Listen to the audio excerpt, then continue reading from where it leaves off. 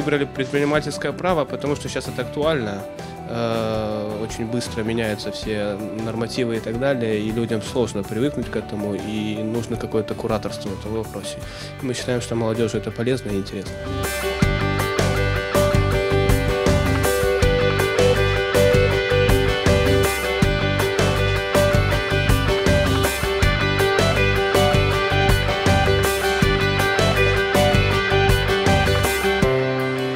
Выбор системы налогообложения, как я уже и сказала, это очень важно, да, на старте ведения бизнеса, потому что от этого будет зависеть то, сколько налогов будет платить предприниматель.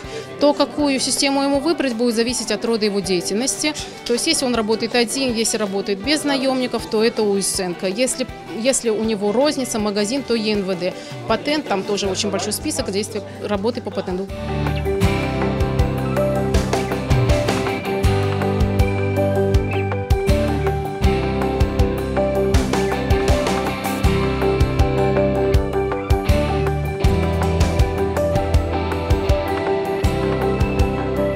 Девочки очень доступно, в свою очередь, нам объяснили, ответили на очень многие практические вопросы, с которыми мы сталкиваемся.